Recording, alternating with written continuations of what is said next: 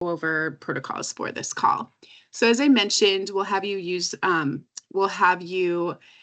be able to raise, I didn't actually mention this, so let me start over. Please use the chat for any questions other than if you would like to raise your hand and speak up during the Q&A portion. We're very happy to call on you, and you can come off mute and turn off your camera in order to talk to us during that period of the conversation. During the chat, we'll keep an eye during the webinar, and if there's something where it seems like a quick answer, we'll break into the presentation, which is just a short part of the beginning of our conversation today, so we can answer quickly then, or we'll go through any questions that haven't been answered yet during the Q&A portion if we haven't gotten to them. You can click to lower and raise your hand. As you can see, many of you might already be familiar, but follow that red dot and you can see where you can raise your hand.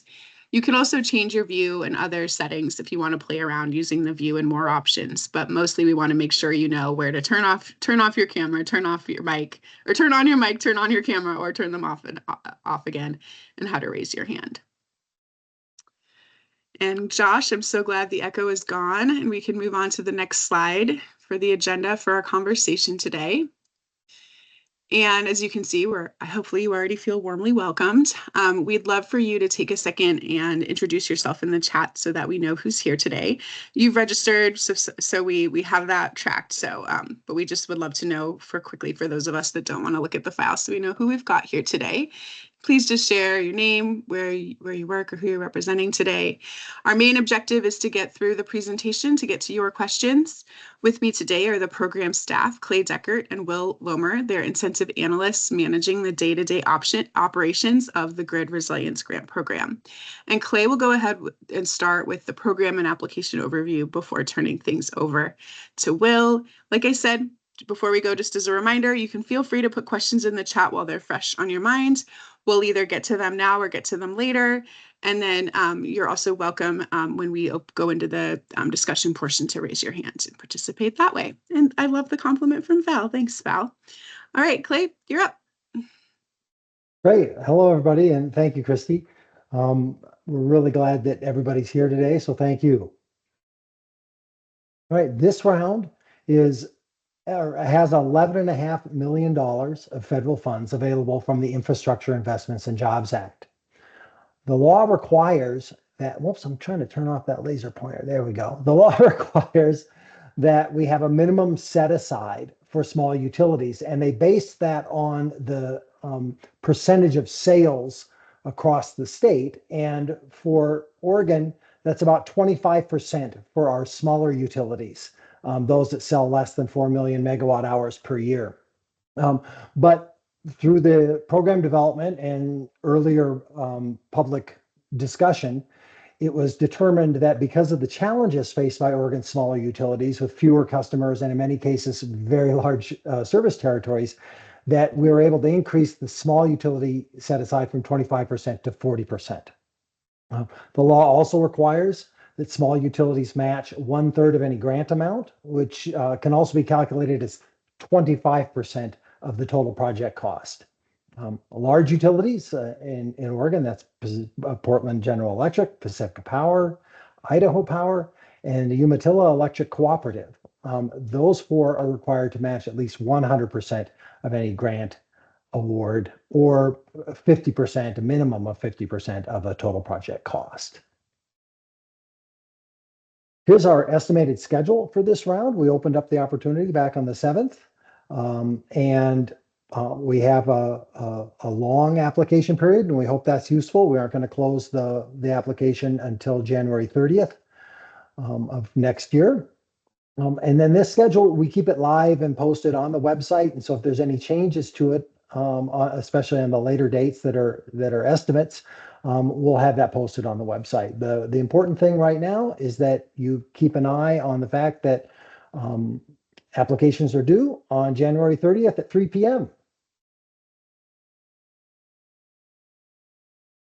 And then talking about the projects and what we're looking for under this program, we want to have projects that will harden the grid, reducing the number and duration of disruptions, and also reducing risks from natural hazards. This is a list from the federal guidelines and from the law itself about what the eligible activities are.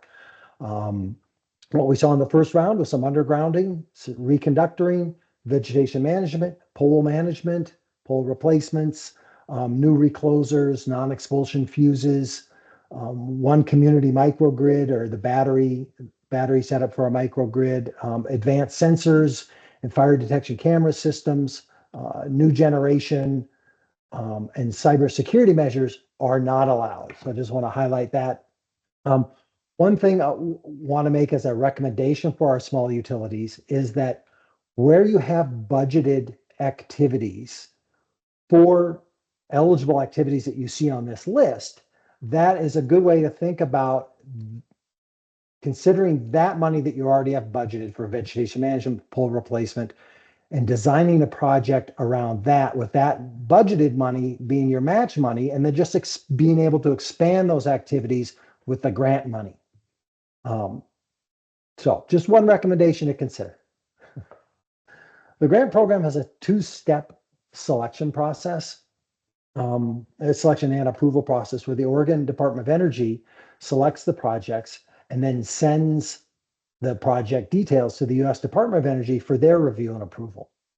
And then after the Department of Energy approves them, we can offer grant agreements to the utilities with approved projects. In this application, step one of our two-step process is this period now that we're talking about until January 30th. And we've asked for two things: a project summary form, which has on it a scope of work, impact and objectives of that work, location details, and we would ask also, the second document we ask for is a map or diagram file. Then on the project summary form, we ask for just a description of how the project fits in with your existing grid hardening plans and efforts. We have a simplified budget estimate, kind of a budget overview using the federal categories that they want for the budget, and then a estimated project schedule. And then we have later in the form, we've got the work types and the build and the impact metrics that are used by the Department of Energy so that everything fits into how they're measuring and they're viewing the project. There's just a bunch of check boxes, and you can match it to the work that you want to do. It just puts it in US DOE language, so everything is comparable. And then after the January 30th deadline, we will review all eligible applications and will proceed with the project selection process. We're going to rank order all eligible applications based on the listed criteria here. And if necessary, if we get more applications and project amounts than we have budgeted, then we will have a selective competition. And we'll use these criteria to compare the projects against each other, and so we can stay within our funding limits. We will evaluate how a project supplements the existing grid resilience plans, and what are the project's estimated improvements to resilience? What are the expected benefits from the project? Who benefits and how? And we may also prioritize to get a variety of projects across utility types throughout Oregon's geographic diversity, and we may give priority to utilities that didn't receive a round one grant. Then step two, after January 30th, we'll work with the selected utilities to complete an environmental questionnaire, and that's under the National Environmental and Policy Act. And then we'll work on a more detailed project design.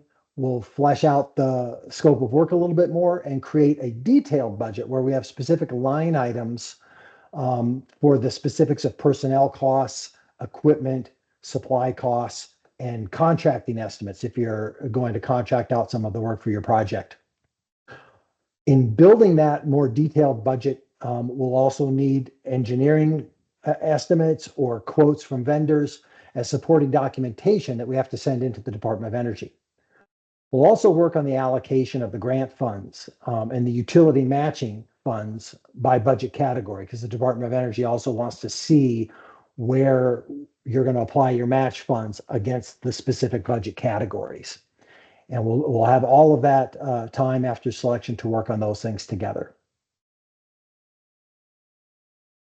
As we create these project document packages and project notification packages, as the Department of Energy calls them, and then and after we've submitted them, and while the Department of Energy is reviewing the environmental questionnaire, that's the first thing they do.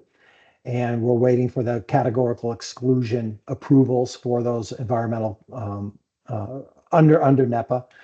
We'll also have that time to talk about all of the other federal provisions before we sign an agreement to get you prepared for and educated on the Build America, Buy America Act and what waiver submissions entail. We'll talk about federal prevailing wage under the Davis-Bacon Act and the system that the Department of Energy has set up for certified payroll reporting.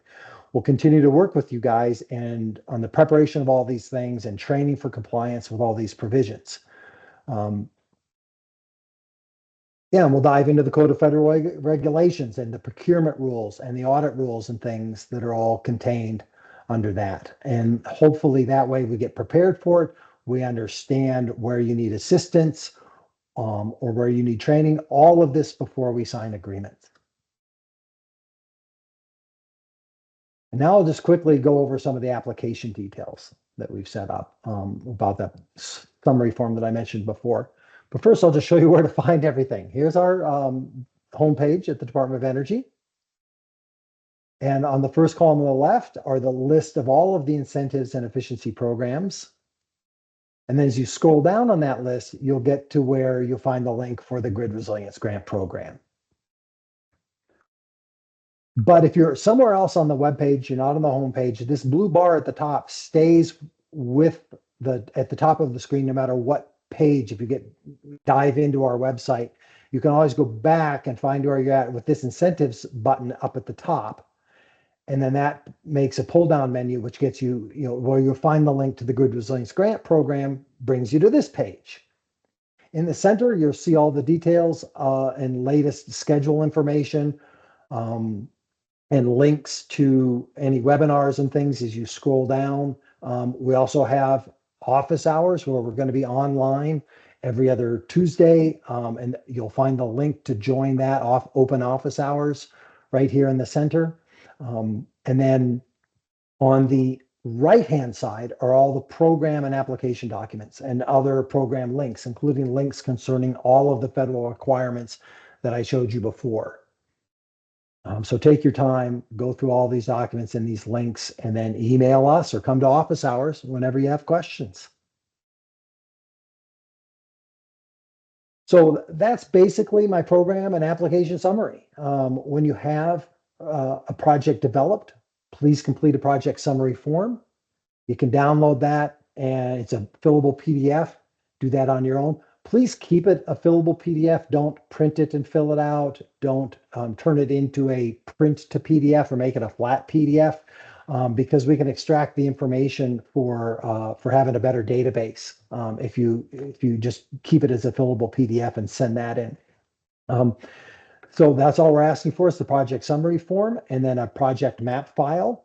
Then you'll register at our customer service portal. You'll have to register and have an account if you don't have one already. And then you'll be able to sign in and complete and upload the documents with the online application portal. And that's how we control our deadline because we'll shut that portal down on January 30th. The portal isn't open quite yet. We might even open it this week. We're still doing a little bit of testing on that. But the application basically is the project summary form and the map file. And the online portal is not an application. It has some certifications and checkboxes, but basically that's just going to be a place to upload those two files. And now I'm going to hand it over to Will Lomer, who's going to go ahead and introduce himself. And he's going to talk a little bit more about our office hours that we have upcoming. And then we'll get right to your questions. Hi, everyone. Thank you, Kirsty. Thank you, Clay. My name is Will Lomer. I'm an incentives analyst for Odo. And one of the things that we're going to be offering with this round of Grid Resilience grants is open office hours every other Tuesday. It's going to be starting today at 2:30 from 2:30 to 3. And we hope to see everyone there. We're going to be answering questions. We're going to be, if you have any other concerns or feedback, it's really meant to be more of like an open discussion so we can better help and serve all of you.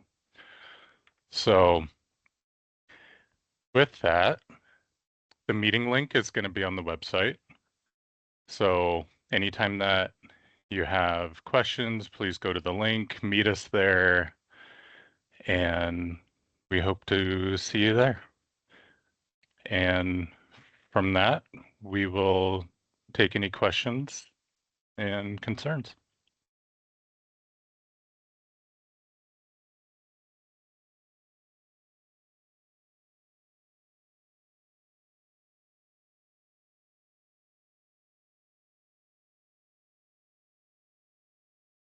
Okay, I'm going to dive in on the first question that I've seen. Sorry, Christy.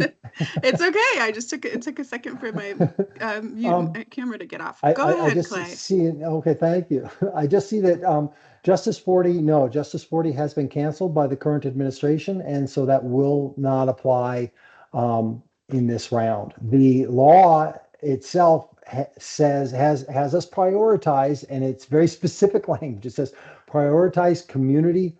The projects with the greatest community benefits related to grid resilience improvements. And they haven't defined it further than that. And so please take a look at the opportunity announcement and the criteria we've put in the opportunity announcement that I showed earlier on the slides. And then answer those questions. We talk about, it's mostly about the grid resilience benefits and how that benefits your communities, your ratepayers. But all of Justice 40 has gone away. And then I'm gonna go ahead and call on Josh as his hand raised, and then we'll get to Kristen's question after that. And Josh, you should be able to turn your camera on and your mic on. If not, if I don't see that happening soon, I'll see what needs to be done.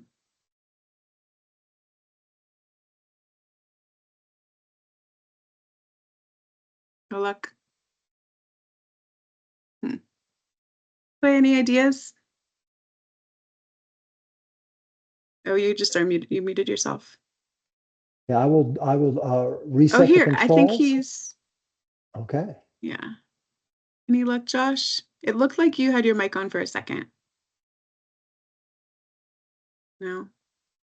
And let's see if I can unmute him. Yeah, it shows here that he's not muted. So, or that I don't have control of his mic, that he should. Okay. Well, Josh, I don't know what to say.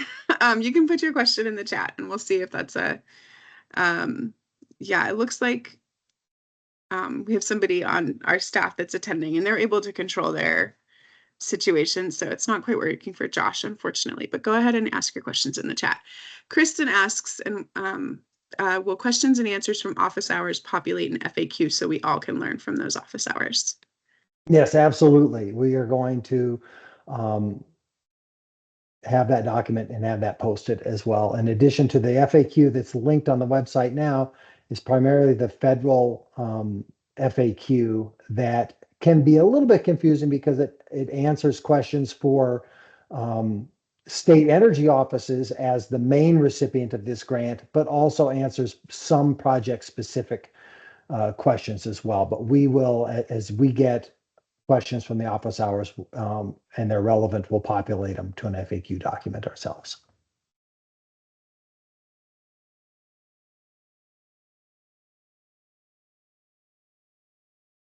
Great. Any others?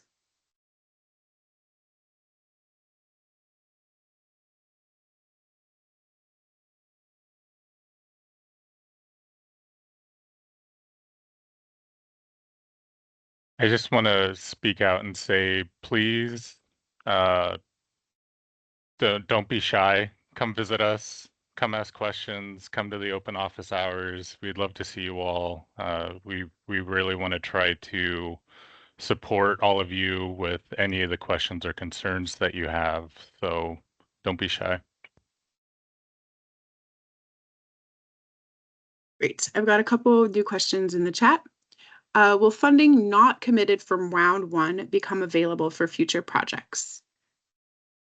Thanks, Brenda. Yes, yes, all funding will carry forward as we know. One thing I forgot to mention earlier was that this funding and the funding from round one were from the first 3 years of funding under the law. We don't have any information yet from the U.S. Department of Energy about the remaining 2 years of funding that are in the law, but have not been allocated or released. And yeah, we just don't have any information from them on what to expect. But these 3 years of funding will continue to have rounds as we are available, as the program still exists. We will continue to have rounds until we've issued all of the funding that we can. Aaron Asmus asks, for the application process, we submit a project summary form, then after selection, provide the additional documents referenced on the website? Question mark. Yes, that's correct. So the application is the map file and the project summary form.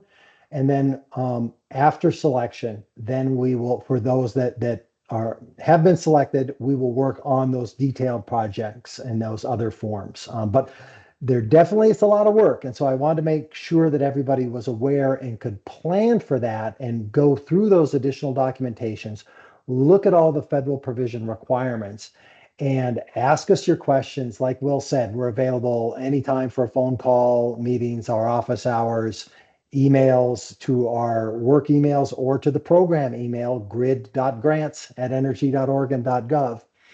And send us your questions, because we want to make sure that everybody is fully educated and aware of all of the federal provisions. Take a look at the template agreement that we've posted too, and get that full picture. And wherever you have concerns or questions, let us know. And then yeah, for now, we just want the project summary form and that map file. And then Kristen asks, for smaller utilities, it sounds like her understanding is that community benefit is measured in part by the number of people served. So she's wondering, are there other ways that smaller utilities can be competitive? And I believe the smallest utility in the state was rewarded a grid resilience grant last time. So I'm guessing this works out. Yes, and it's definitely just one consideration in those selection criteria. If we get to a competitive situation, we also go by percentage of customers. And so then that makes it more equal when we do percentages of your customer base rather than the raw numbers. But at the end of the day, the greatest effect or the greatest benefit is what we look at. But we have those other criteria so that we can balance it out: geographic diversity and other things. So we think that it's that definitely the smallest utilities are still very competitive. Mm-hmm. Great. Thank you for explaining how that works. Kristen in Beaverton asked how many applications we've already received, and I believe that would be none. It's a pretty dense application. Well, not that dense. We've made some changes to make it easier, but I believe we tend to get them closer to the deadline. Correct, Clay? That's correct. Any other questions? I'm sure I scared everybody about raising hands. I think Josh just straight up left the call as a result of that. Maybe he's back, but happy to answer any other questions in the chat, or we could experiment with the hand raising again. Somebody wants to give it a shot. We'd love to see and hear from you if we can make it work.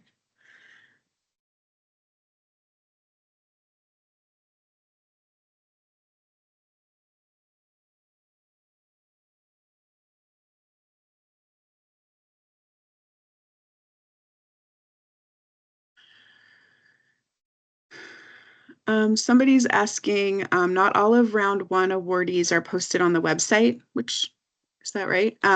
They're asking if we can see what those applications were. Okay. Like, so we haven't been posting we post the names after we have signed agreements because they're still in negotiations and back and forth and project adjustments and things like that. So until we have complete information under an agreement, that's why we haven't been posting those selectees, because they just still haven't signed an agreement with us. And so let's see, when you say, can we see what those applications, are you just looking for the names of the other utilities that were selected in round one?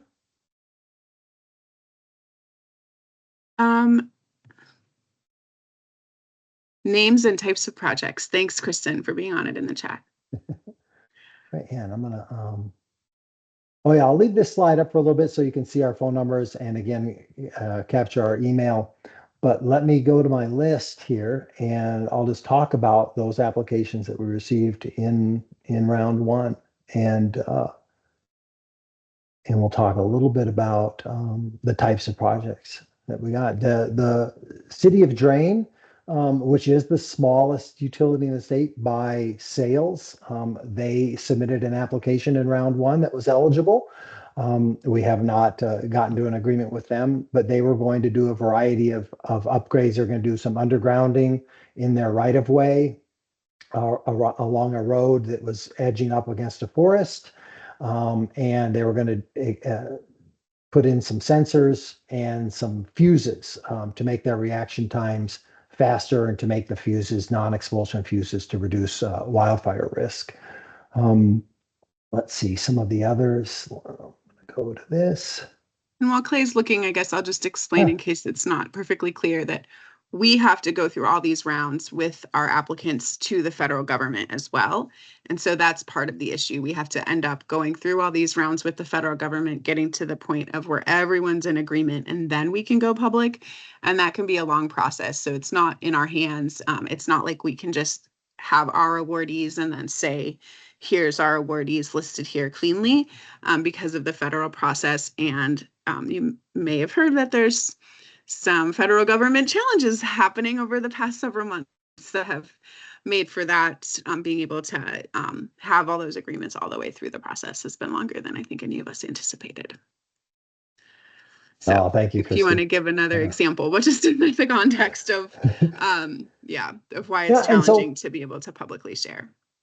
Now, one thing that you'll notice too in the opportunity announcement is where we talk about the budget and the distribution of the available funds. You'll see that the large utilities don't really have a competitive amount. They have a maximum amount that they can be awarded if they submit an application. They still have the same process of submitting all the forms and submitting an application by the deadline, but because of the way we've done the set aside and the budgeting, as long as they stay under their cap and they have an eligible project, they're likely to get approved and selected. And so in that first round, we did get applications from Idaho Power, Pacific Power, Portland General Electric, and the Umatilla Electric Cooperative. And all of those projects are still in design. We're doing some back and forth with the Department of Energy. They're a little bit more complicated or larger projects, and so it's taking a little bit of time to iron all those details out. But when I mentioned the community microgrid, that's a project that Portland General Electric has been, publicly promoting, and so they're working on a Salem smart grid project, and their application was related to that. Pacific Power had a project to go into high wildfire risk areas to do some upgrades, some covered conductors, which lowers wildfire risk, and some selected undergrounding too in wildfire risk areas. Idaho Power is doing a project with cameras and sensors, and wildfire detection cameras in some of their remote areas of Oregon. And this Umatilla Electric Cooperative was going to do some targeted undergrounding to also reduce outage risk from storms and other natural hazards. And then go down the list, it's a variety of undergrounding and sensors and upgrades. Just like I mentioned before, it really has been a wide range of those utilities. Also, our smallest cooperative in Oregon, Columbia Power Cooperative, they submitted an application and they were doing a variety of things. They converted an old service truck to a firefighting truck. They're going to do a lot of pole replacement and get caught up on some of their poles that are overdue for replacement. Some upgrading of poles too, with composite poles or metal poles to increase fire resistance and resilience that way. Also sensors and reclosers and things like that to make the grid more automated, to make the reaction time by the service people a little bit faster. I think my guess is those are probably great examples so far. Okay. If somebody wanted to come to office hours and get like a detailed run through any of the other projects, would that be a possibility and a good use of time? Maybe Kristen, that might be something you might want to do since we can't publish more details online. Just given, I don't know. We do have another question from Kristen. That question is, if an application is missing something, will you be reaching out in the meantime, or are applications final upon submission? Let's see. So yes, if when we do the first eligibility review, after we let me put it a different way, to protect the competitive nature of it, right? So we're not giving aid or assistance to one utility over another. We wait until we have all the applications in to review them. But if there is a missing data where it seems to be just an administrative error, yes, we have that ability in our rules that we can reach out and say, hey, it looks like this is incomplete or you're missing this. As long as it doesn't affect the competitive nature of that application, or if it was something that was, I don't know, if it seems like it was something that was left out purposely or something like that. I don't have a good example in my head right now, but yes, we do have some ability to come back to applicants to make sure that if we have questions about an answer or something that was submitted, or if something got messed up and the wrong PDF got submitted, but the effort was made and it was within the deadline, then we could come back and ask you about it. Okay, hopefully that's helpful. Kristen, I'm great with all the questions. I just felt like doing a run through of each project verbally might not be absorbing for everybody. Is there a maximum amount utilities can apply for? No, there isn't. It really is open to whatever you have, but take into consideration all of those selection criteria where we're trying to meet a lot of different needs. We're trying to have projects all over the state, and so we will take that into consideration as well in weighing out the cost of a project versus the benefits being provided and all of those other criteria that we have on the selection list.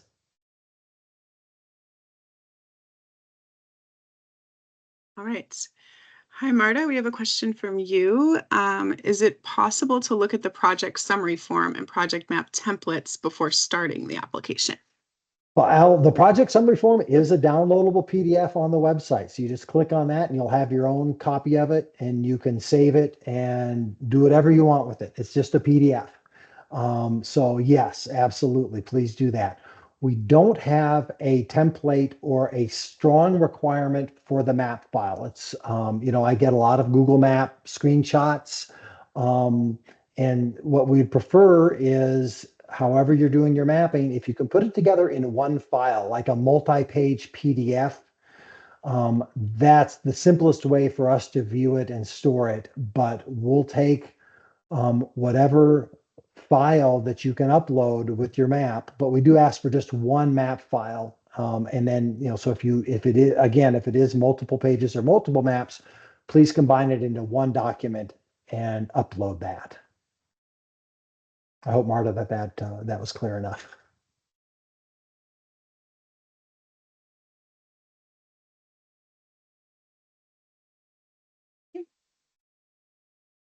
Marta says thanks. Anybody else have any questions? Maybe it would be helpful for to flip back for a second, just to go to Will's slide with the office hours, just so people can be reminded of when those are.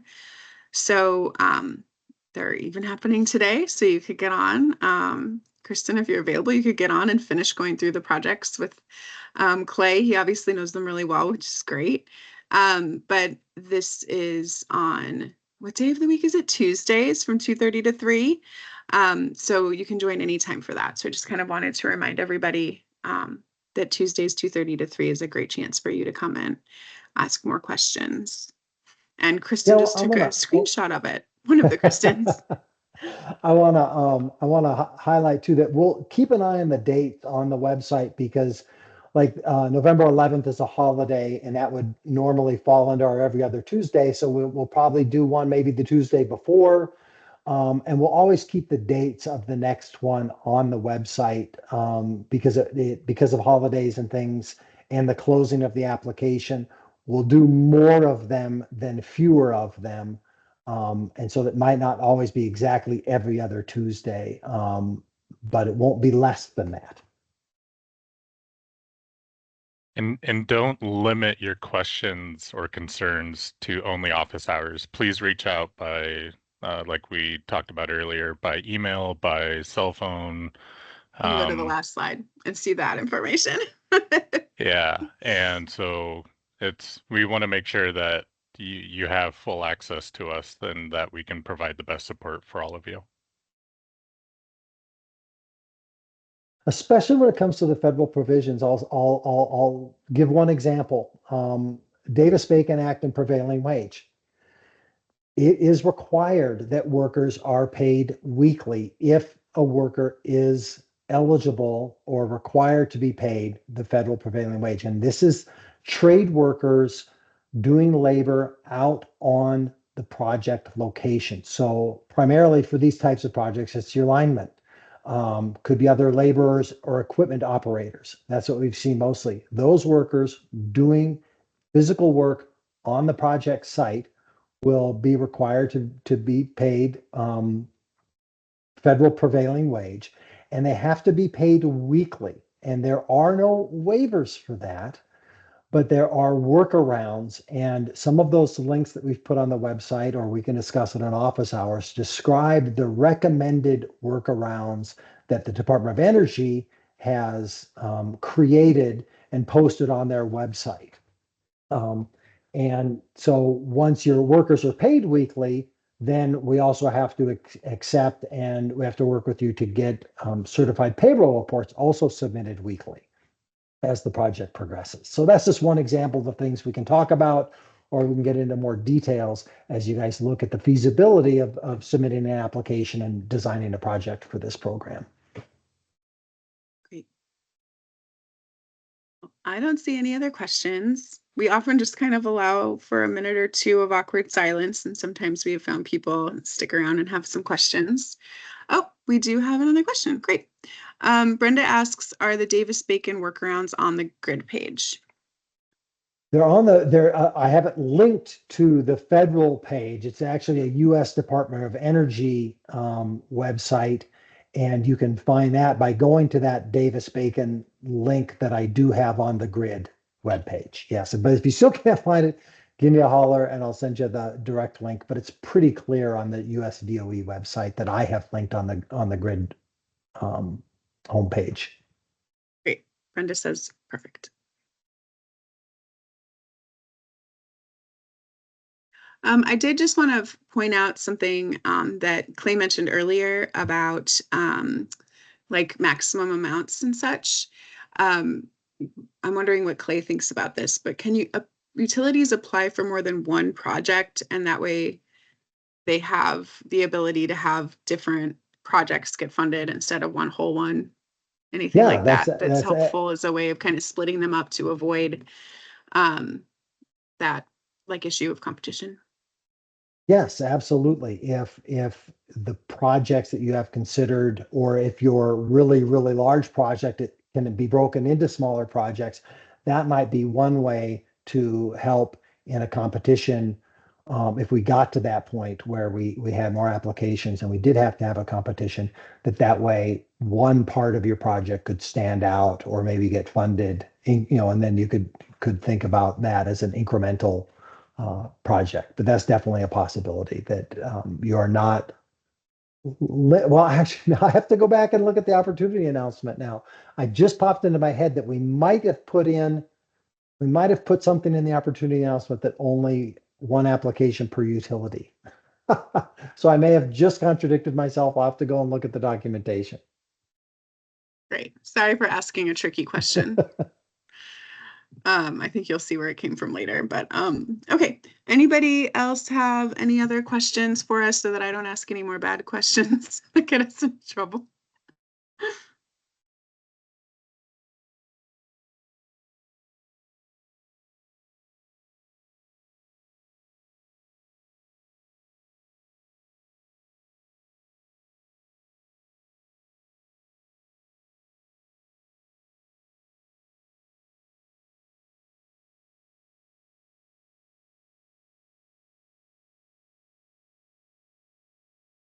So I did confirm in the section 2 of our opportunity announcement, we do have only one application per utility may be submitted. But we can consider changes, and after this discussion, we'll do that internally, and we would make any announcements if we were able to make any adjustments. We'll definitely make that public and posted. But for right now, that's what's listed in the performance. In the opportunity announcement.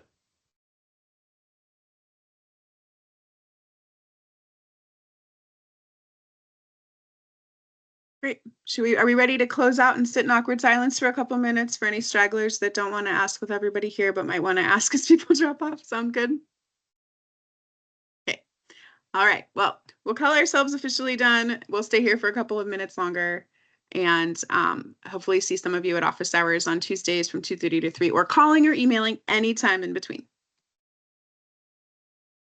Thank you all for coming. Kristen looked it up, and section 2 of the opportunity announcement does say one application per utility. So good memory, Clay.